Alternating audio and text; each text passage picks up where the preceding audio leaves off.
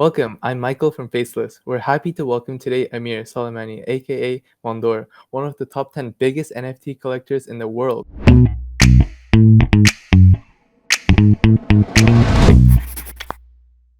Okay, so my name is Amir. I've been into fine art for the past. I was into technology. I've been a computer engineer. I started as a hardware engineer and then software engineer. I learned programming, working with computers back in 90s. Mhm. So that's why I entered into cryptos in early days because I was in technology and crypto was the blockchain actually was a breakthrough in technology. Mhm. I've been a collector from as long as I know. When I grew up, I started to actually go to the post office and buy stamps, and uh, gradually I started to. I got into art world, traditional art world. The first piece that I've collected was a print from Yoshito Manara, the Japanese artist, which I really love his works. And 18, I bought my first art on the blockchain, which was called My Kryptons. Mhm. Um, so I bought my first art on the blockchain, digital art on the blockchain back in 2018, but it wasn't considered NFT at the time. So when my art dealer said get into NFTs, we had this website at the time called don'tbuymeme.com. Mhm. And all these great artists that you see today, including Faceless, used to drop there. Their art used to drop their arts there, and you could only buy their arts by buying the native token like don'tbuymeme.com, and then which was called meme, and then you would stake those memes and you would get pineapples, and with those pineapples you were able to buy, let's say, pieces from pouches. So I did that, and I got to know amazing artists there, and then I realized that it's more convenient as someone collecting traditional art pieces. It's Mhm. more convenient and it has many great aspects to it. And I felt that I just need to pay more attention to NFTs. And that's what I precisely did. I started to support artists from early days. And I was lucky enough to be accepted with the NFT community Mhm. as one of the members of NFT community. So that's the long answer to your short question. Alright, that's really remarkable though. Thank you for your introduction. Sure. Alright, okay, moving on. I recently came across a tweet from the animator Deekay, where he Mhm. mentioned your relationship and how you were his first supporter. It's amazing to think that you believed in his work and you purchased his art even before he gained fame. Could you maybe share us more about that experience and what brought you to DK's art? Of course. So when we started on those days, early days, I was witnessing that there are many talents in the NFT space that their creation is not art by the traditional art world. In traditional art world, if you were creating posters or you were creating motion graphics or you were creating animations, that wasn't considered art. And what I saw in NFT space was that there is an opportunity to disrupt basically this very old-fashioned way of thinking of traditional art space, and actually tell to people that all these creations, all creativity is considered art. Mhm. So one of the artists that I came across in the early days was Deekay. Of course, Mhm. his way of expressing himself with these cute characters was really amazing and mesmerizing. So I've got like I don't remember 4 or 5 pieces in the really early days of the DK, and Mhm. I had the opportunity to get on a phone call with him. We spent, I think, about 2 hours chatting about everything about art, about NFTs, about his way of thinking and creating. And this connection just got really stronger. Mm-hmm. And I started to really respect and love Deekay because of his personality and because his talent. Like Deekay is one of those people that is super, super talented. Oh, really? And he was like, before NFTs, DK, as you know, was working with all for all these big brands and big companies and creating motion graphics for them. And he was just an artist for these companies. But with the help of NFT space, we are now calling DK one of the greatest artists and Mm-hmm. creators in digital age. So that's a huge benefit of NFT space. It gives us the opportunity to enjoy creations by the creators who their creation was not considered art in the fine art space.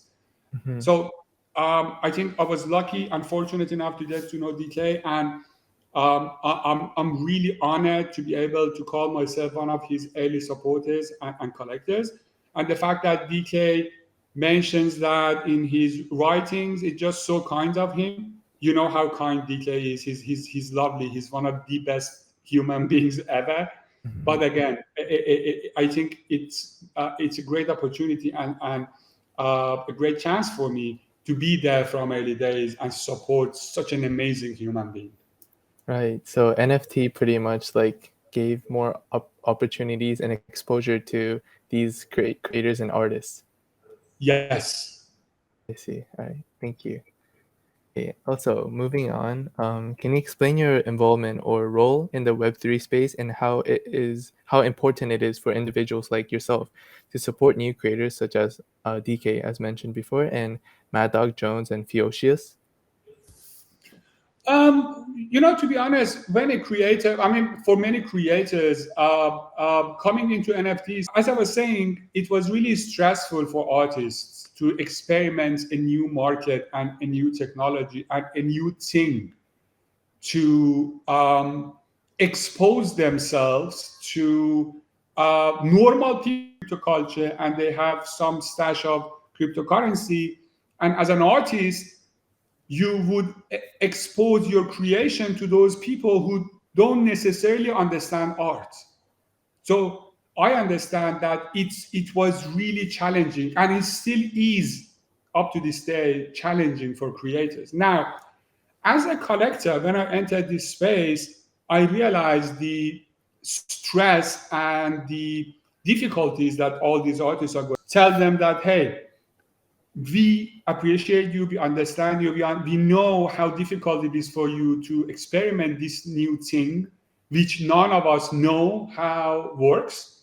Mm-hmm. But as someone who understands art and as someone who understands the value of community, I'm here to support. And that's exactly what I've done during the past 2 years. And up to this day, I keep doing that. So, because as a collector who comes from traditional art space, and I expand it to any collector, even those who are coming from crypto culture, it's important for us to reassure creators that you are welcomed here, we understand you, we support you, and we value your creation, and we value the fact that you are bringing those beautiful and amazing creations and talents to this digital era, which is called Web3. Mm-hmm. Yeah, thank you. I think that's like all the reasons that makes people really admire your work and all the support you've given to the community, the Web3 and NFT community as a whole. So Oh, thank you thank very you. much. Yeah. Thank you. Right. Moving on. As one of the top 10 biggest NFT collectors, right, in the world, your collection must be crazy impressive. So, would you mind sharing the size of your collection and what the most expensive NFT you ever bought was? The size of collection is pretty big, but the number doesn't reflect the true beauty of this collection. So there are many Mm-hmm. collectible pieces that, even though there are some artistic value to some parts of them, but I don't consider them NFT art. But my NFT art collection is pretty extensive, and I have pieces from blue chip artists to unknown and emerging artists. I don't, to be honest, value the art that I have in my collection based on the amount that I've paid, because the monetary value is something different from the artistic value, and all I care is the artistic value. I think the monetary value is only the extent of support that you're providing to the creator, but the value of the artwork, it comes from the artistic value and the personality of the artist and all those different aspects of the art and the artist and the artwork. And but I've been asked that question before. Like, the question was, can you name 3 or 4 of your most favorite pieces? And my answer to that question was, if I go through my collection, 90% of the pieces that I have in my collection, they have a story behind them. It's either about my connection with the artist, or the way that I got to know the artist, or the way I fell in love with that creation, or the way that that work actually opened a door for me to get to know the artist behind the work more and more. So in general, each and every piece in my collection is valuable. Each and every piece in my collection is close to my heart. And each and every piece in my collection represents the love that I receive from the community and I give back to the community. So it's really difficult for me to point to a certain work. And to answer your first question, I really cannot evaluate a work with the price that I've paid for it. Okay, I see. So it's not like just ranking which one is the best one, or like which one is like the most expensive one. So it's like more of like the story, and like there's pretty much the story and this what it means, what the art means to you, right? Yes, and like, one of the pieces that I have in my collection specifically, it's the piece that was a collaboration between Blake Catherine and Paris Hilton. Now, that piece was sold for over $1 million on Nifty Gateway. Like, but it was in ETH, of course. But the reason that I wanted to get that piece and I wanted to pay that amount for that piece, and I really helped to raise the floor for that piece, was when that piece dropped on Nifty Gateway, all the most expensive pieces ever sold on NFT space was by male creators, by male artists. And I didn't like that. I still believe that we have amazing female creators, but they are not being appreciated as much. So what I wanted to do with that piece that I've acquired was to put that work amongst the most expensive NFT arts ever sold on the blockchain to prove a point, to put a female name on that list. Right. And if you check the most expensive list of most expensive pieces ever sold, you barely see female creator, right? So these are showing the issues that you have within the NFT community, and you would understand much better the reason behind some of the works that I do. Like, many of them are political, so it was important to have that piece in that list, and it opened the door, like, huge opportunities for me. I got close with Paris Hilton and her husband. I got to know Blake Catherine. I kept supporting Blake. Blake is an amazing artist, a beautiful soul, and an amazing female creator, which I love to support. And it just connected me more with the female creators in NFT space. And it encouraged me to support more and more female creators, because it's important. Like, we need to, as a collective, I have a responsibility.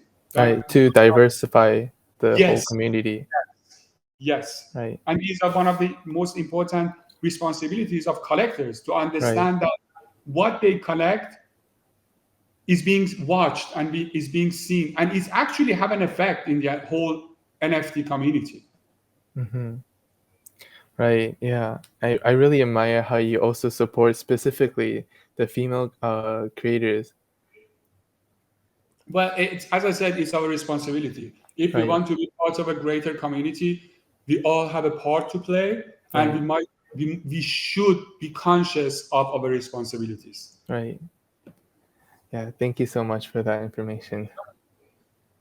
Okay. Moving on.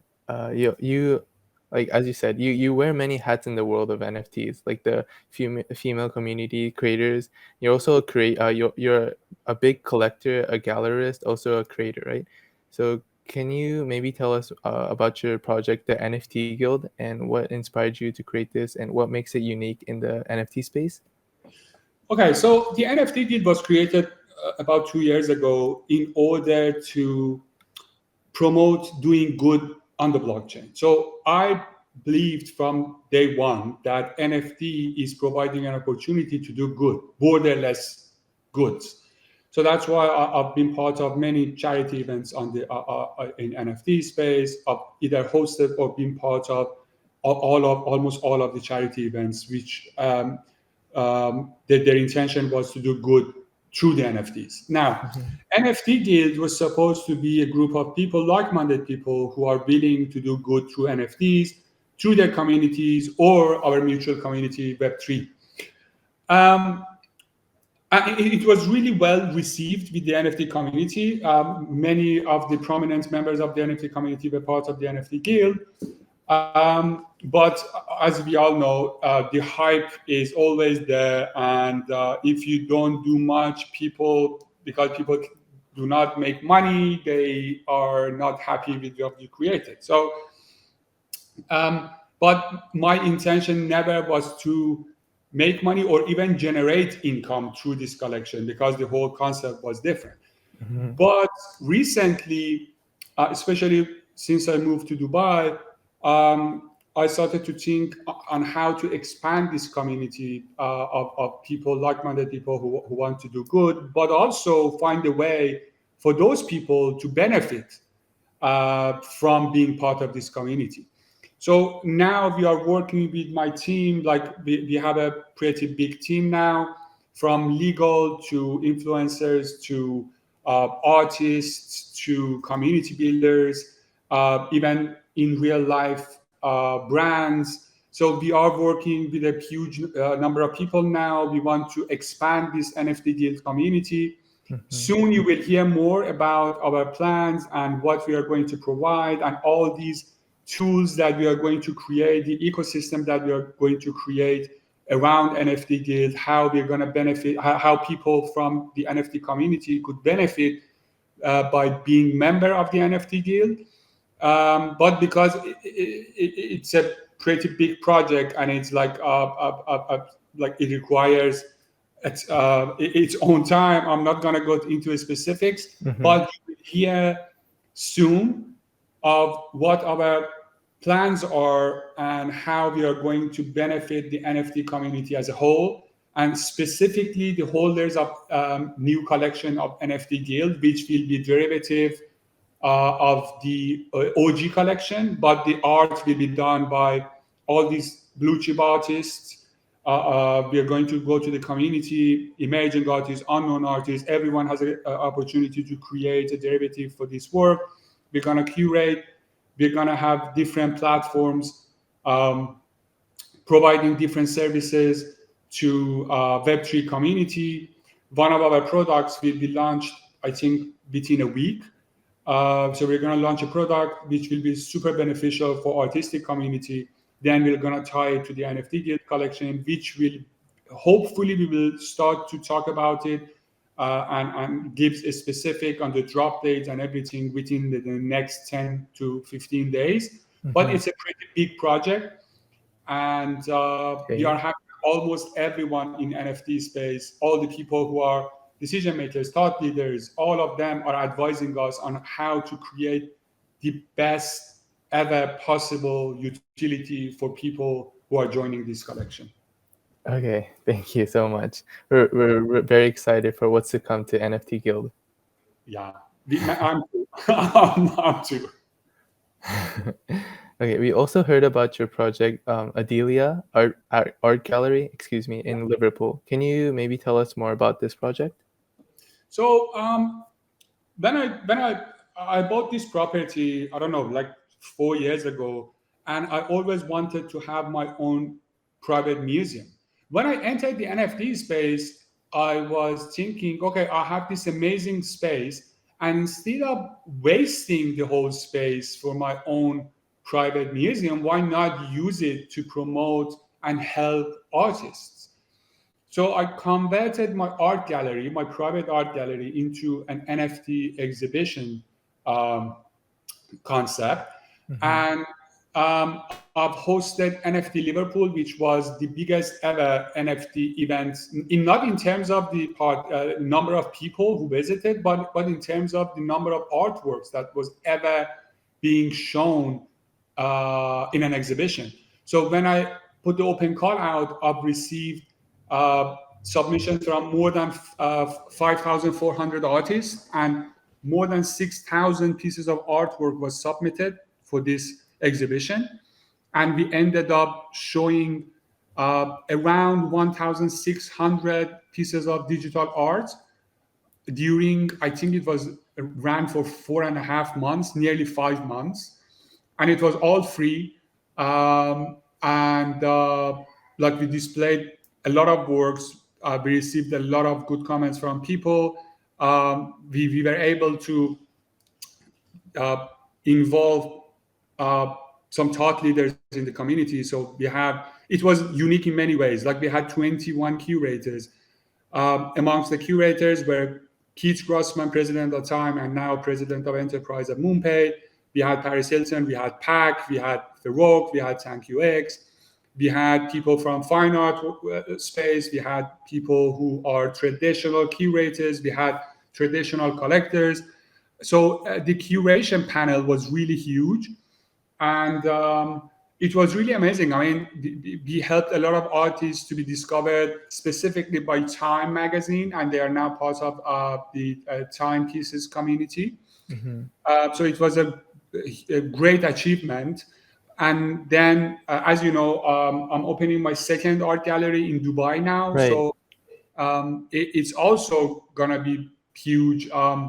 It's in one of the best locations ever in Dubai. It's in downtown Boulevard. Mm-hmm. It's one of the most poshest areas in Dubai, and I'm hoping to open the first exhibition in February. Actually, in by 24th of February, I'm hoping to open the doors for the first ever exhibition, and that's going to be so interesting. So the gallery that you will see, Gallery 27, Mm-hmm. uh, sadly went out of business, and this space is the same space that I'm getting. So that's going to be called Mondoir Gallery or NFT Art Gallery, whichever is approved by the government. But yeah, I'm hoping to see many of you guys in the gallery. I will continue doing the same thing, elevating artists into this gallery. But because of this location and it's in Dubai and all things around Dubai, I think it's going to be more beneficial for the whole NFT community. Sorry for Mm-hmm. this long answer to your again No short worries. No question. worries. Thank you so much for all the answers and information, though. So, Sure. anyone can come through the gallery and go in the museum. Yeah. I mean, the gallery in Dubai would be open to everyone. For the first exhibition, I'm not 100% sure yet, but what I'm planning to do is to have the first ever public display of the 19 pieces that I have from Fauches. So I have 19 physical pieces from Fauches. One Mm-hmm. is the painting, the other are drawings from early days of Fauches, and I will be displaying those pieces in the exhibition. It will be at the same time as Art Dubai as well. So hopefully Fauches will be in Dubai. We anticipate that both of us, including ThankUX, all three of us will be on a panel on Christie's panel when they hosting a panel for tech and art in Dubai. So hopefully Fauches will be there, and we will gonna see him in the exhibition as well. That's gonna be his first ever exhibition from those lots. 19 pieces from his physical creations. That's the first time that people actually going to see those works as well. So I'm so excited about that. I'm still working with the government bodies in Dubai to make sure that everything can be done. It's a lot of work, but I think it's going to be so cool.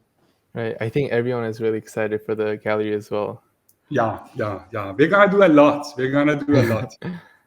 Oh, also, is the Adelia Art Gallery in Liverpool also open for everyone to come and visit? So the gallery in Liverpool, the only problem is that because I'm not there, it is open. All the screens are there, but because I'm not there and it's too much to handle both galleries, and I don't have any staff member, so it's a little bit difficult. So when I'm in Dubai, the gallery in the UK will be closed. But when I'm back in the UK, I think I might be able to put someone in Dubai because it's expensive. I cannot close the doors. Where in the UK, I own the building, but in Dubai, it's a rental place, so it's expensive for me to close the doors. But in the UK, I can just close the doors and come to Dubai. So while I'm not there, the door will be closed. But if I go there, of course, everyone is welcome to the gallery. Okay, thank you. Will there be an admission fee, or is it free for everyone? No, I mean, I usually don't get crazy about those, so everything is free. Oh, okay. That's great news for everyone then, I guess. Okay. Also, so far with this interview, what do you think about Faceless so far, and the platform and the meeting, the online tool? Well, it's so cool, you know. At first, I was like, "Oh my god, I've always been doxxed. Everyone saw my face, like every time. Everyone knows even where I live and my galleries are and everything." And that would be the first time that I would be talking and speaking through my avatar. But I found it really cool in terms of the technology that you guys develop. It's so cool. The AI and the facial recognition, it's so cool, and the technology is so amazing. And the app, overall app, how it smoothly works and how it will give, especially those people who want to or who prefer to stay anonymous, Right. a tool to speak with the community while they're staying anonymous and add a little bit of fun to their avatar. I think it's amazing. I just love your product. Thank you very much. We're trying to develop it more and more. Wow, that's so cool. That's you know, the fact that your main audience, at least at this time, are in East Asia, it's just amazing. Because no, seriously, I mean, I understand the value of East Asian, not only artists but also collectors. Like, come on, Deekay is a Korean artist, and I Right. love the guy. I mean, I love Deekay, and I saw a lot of talent in East Asia, like a lot of talent. But because the NFT space at the moment is so westernized, it is really difficult for East Asian artists, even like any artist from anywhere except America and Europe, to be known in the NFT space because of all the noise and number of artists and everything. But the fact that you're launching a platform which first of all targets audiences in East Asia and tries to connect and be the bridge between collectors in other side of the world to creators and collectors in East Asia, I think that's amazing. That's the most beautiful and most important mission that someone could have imagined for themselves, and you guys did a fantastic job. I love that. Thank you. Thank you very much. Thank you so much for the kind words and the Sure. hope for Faceless. Oh my God, are you serious? It's amazing. I mean, I'm so excited. I mean, the fact that I can at least have my vision and my words being heard by people in East Asia, it's like it's amazing. It just blows my mind. Thank you. Yeah, we're very honored to have you here on Faceless as well. So thank you very much. All the honor is mine. Are you serious? I mean, you opened the door. I No, guess it serious. goes both ways. Door. it's so fantastic. And the fact that you're doing this bridge is amazing. As I said, I know the fact that there are super talented artists in East Asia, but they don't have the tools and the necessary connections to reach collectors in the other side of the world. And you are being that bridge. It's amazing. Yeah, thank you so much. Sure. Thank you. Okay, so moving on, we also like to showcase your role as a fundraiser. We've seen that you've been doing some fundraisers, and it's really inspiring. So how do you use blockchain and NFTs to make charity auctions? Okay, so in terms of, like, I've been an activist as long as I can remember. As the first thing that I realized that there are things in our world that needs an action from our side. I started to do activism. So I started to, like, when I was living in Iran, I was opposing the regime in Iran because it was unfair the way that they were treating women, they were treating minorities, and they were trying to dominate everyone and everything with their ideology. So I've always been an activist, but before NFTs, I was trying to use crypto as a way of a borderless payment system to raise funds for different causes and events. But because of NFT space, of course, it has the benefits of crypto and its borderless payment system. But more than that, it has something that no other technology ever had, and that is community. So, with the help of this community and the amazing people within the Web3 community and the borderless payment system of the cryptocurrency, we are able to raise funds for almost any possible cause that needs our attention. So, for example, the screenshot that you're showing, it was to support the recent uprising in Iran. And as you know, Iran, because of the stupidity of the current regime in Iran, is completely isolated from the international financial system, and there is no way to send funds to people who are in need. And also, if you send funds like in a like a obvious way, those people will be in huge trouble because the government labels them as spies and as receiving money from foreign governments and all sorts of crazy accusations. So this fundraising through NFT and crypto helped me and provided me a way to help those people who need medicine and food and all those necessities who were affected by the brutality of the regime in Iran. So I could pay them and help them through cryptocurrencies and specifically USDT. So that was a really great tool. And we did that with many other aspects. Like, there were this UK company, they were creating water wells in rural areas in Africa, those villages who don't have access to clean water. So they were raising funds through NFTs.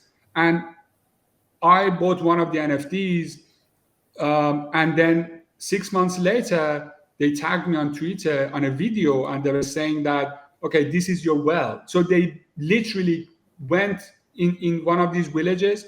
They created several wells, water wells, and they put actually my name. So my name is on top of these water wells, which those people can have access to clean water. It was amazing, and it was all done through NFTs. And that's not these. I mean, there are plenty of examples of participation of Web3 community in fundraising events through NFTs.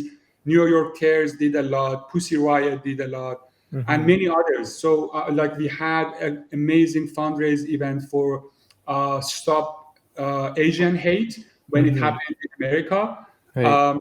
With our late friend Jean, who sadly passed away due to COVID complications, we had a successful fundraising for that event as well. So in general, NFTs and the blockchain technology has a huge potential to help. And that's really important that we understand what are the use cases for this technology that we are using to make money or to flip or to enjoy art. But beside that, there are other use cases. We can use it to do good. We can even, like, down the line, we will see our driving licenses, our property deeds, our educational records, our medical records, everything, any asset that can be stored on the blockchain will be used the NFT technology and this Web3 technology as a driving force. So the NFT space as a general is far bigger than just the collectibles and the art. It's like huge opportunities. One of them is just help those in need. Mm-hmm. Right. Thank you so much. I really admire how you like connect NFT, like art and digital art, and like the crypto Web3 world, and like the problems that we're facing in society right now. And I love how you like connect all of them together and try to make the world a better place. Oh, thank you. This is our responsibility and this is our chance, Michael. Um, Imagine if you were at the early days of internet back in 90s, 80s, you had a great opportunity to use that technology for Mm-hmm. greater good. So we are at the same time now, we are in the infancy of Web3. And Web3 is providing us with a lot of tools to do good, to actually do good. Mm-hmm. And why not use that? So I believe that there is more to life than making money. There is more to life than flexing. There is more to life Right. than normal things that we might enjoy to do. Mm-hmm. And Web3 space gives us an opportunity to do those and to just leave a legacy. And why not do that? Let's all play our part, use this technology and this amazing community around this technology to just make the world a better place, not only for artists, for everyone. Mm-hmm. Right. That's really true. Thank you so much. Sure. So we would also like to ask you what your thoughts about the future of Web3 will be like in the upcoming like 10 or so years, the decentralized autonomous organizations such like that. Well, Web3 is here to stay. That's a fact. Mm-hmm. And it's a trend. We are in transitional period. That's why everything is a little bit foggy, everything is a little bit unclear, because we are transiting from Web 2 to Web 3. And Mm-hmm. in Web 3, you own your data and you decide what to share in terms of all these privacy matters and everything. Mm-hmm. Decentralization, I don't think that we are ready yet to move towards a complete decentralization, because that requires us, each and every one of us, to educate ourselves on how to protect ourselves from vulnerability on all the issue around the decentralized financial system or even a decentralized autonomous organization. Right. So it takes a lot of time for us to educate ourselves.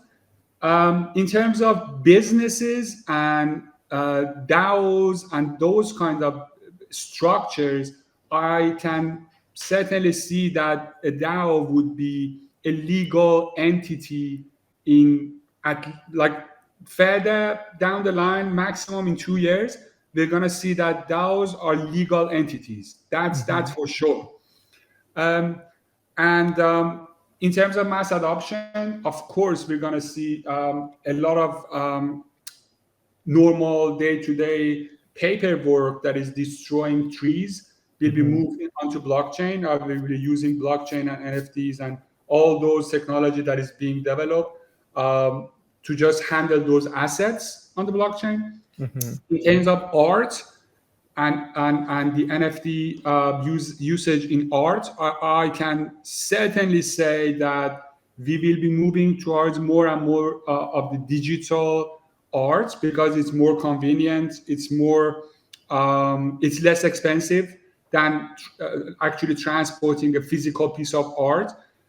It requires less maintenance. It just needs you to be sensible and making sure that your assets are safe. Other than that, there is no threat. Versus in physical art, you need huge storage space and huge temperature control and humidity control and insurance and security and all those aspects. So in terms of art, I see the NFT and digital art dominating the NFT market. It will disrupt. It's already disrupted, but it will disrupt even more the fine art and traditional art space. Mm-hmm. And that's inevitable. Collectibles are already there. You will see more and more of the collectibles moving into digital art, digital scene. Mm-hmm. That's for sure. So in short, I do not believe that NFTs are going to go anywhere. Web3 is here to stay. Mm-hmm. Okay, thank you so much for your input. So, Okay, so as we bring this interview to a close, do you have any advice or message you'd like to share with the Web3 community? Or, yeah, excuse me. um, of course, well, it's really difficult to give advice because I'm not like capable of advising anyone. But Mm-hmm. what I can say is that do things because the only reason that you do things should be because you love to do it. If you're a creator, don't do it because it's, I don't know, you just have to do it, or you see it as a way to make money. Do Mm-hmm. it because you enjoy doing it. Do it because of you get to know your collectors. Do it because it's a great way to produce your art and make it accessible to a large number of people. And don't get disappointed if you don't get enough attention in this community in NFT space. Mm-hmm. This space is expanding. It's really big. It's ever growing. It's difficult to get noticed. Don't get disappointed. Try different communities, and never quit. NFTs and Web3s and digital art, especially. I mean, my expertise in digital art. I can say about digital art that it's not going to go anywhere. Don't get disappointed. Try and try and try and try. Never quit. And eventually, you will find your audience. You will find the people who will resonate with your creation, and you will find your collector base, and you will grow, if you are really believing in this NFT and digital art scene. Believe in it. Believe. Right. Okay. So for like people who are just starting out, the biggest tip is, so if you don't if you're doing it for money instead of your passion, we should just stop. You should just stop doing it. Yes, anyone, any, even like that. That's the advice that I'm giving to brands. When I talk with brands and they're saying, "Okay, we want to do that. We want to do this." My first Mm-hmm. question is, are you doing it because of another income stream, or you're doing it because you want to experiment or at least understand what is this new technology, or you want to tap into the NFT community, or what is the reason? Mm-hmm. And when they say, of course, it's interesting because it's another income stream, right away I'd say, please do not do it because you will fail 100%. Mm-hmm. So if your main intention is to enter the NFT space to make money, I'm not talking about collectibles, I'm talking about NFT art. If Mm-hmm. your first intention is to enter the NFT space to make money, please don't, because you're not going to make money. You're going to lose your money, and you're going to lose your hope, and you will, like, you people are going to laugh at you. So don't Right. do that. Change your perspective. Believe in the NFT space and the technology. Believe in its community. Believe in its beauty, and see it as another way to do better in your career, whatever you do. Mm-hmm. Right. Thank you so much for the advice to everyone in the audience and the viewers. Thank you very much for having me. As I said, it was a really huge pleasure to have my voice heard by your amazing community. Mm-hmm. And I'm really excited about your platform and the product that you're launching. I certainly think that it's going to help a lot of creators, especially those who want to stay anonymous but Mm-hmm. want to use a cool product. So your product is cool. Right. That's really cool. Thank you Not so much. Thank you so much. and thank you for having me. I'm so glad that I've been part of your program. Thank you. Yeah. As I said before, thank you so much for taking your time to join us today and sharing your incredible journey with us. And Thank you. like, yeah, as I said before, it's been a really true honor to have you here on Faceless. Thank you very much. Yeah. I really love to say that to your audience. Thank you guys for stopping by. Thank you for listening to my boring story. It's not boring at all. It's amazing. All your work and project you've done so far. Thank you. Thank you. You're so kind. I really hope to see each and every one of you guys in Dubai. We are planning to do a lot of things. Hopefully, we see each and every of you. You will see me in Dubai, even if you start to walk in an unknown place. The tallest person that you will see, that's me. So I'm literally the tallest one, even in Dubai. So you won't miss me. The best tallest guy you saw, just go and ask, hey, Mondoir, Amir, is that you? And that most probably me. So How tall thank are you very you? much, guys. Michael, thank you. Yeah, thank you so much as well. To all our viewers, thank you for tuning in, and we hope you enjoyed the interview session today. Join us next time for more exciting interviews and discussions. Have a great day, guys, and thank you so much, Amir, for joining us today. Thank you, Michael. Thank you. Love Yeah, you guys. yeah, thank you so much. Thanks. Okay, Bye. goodbye.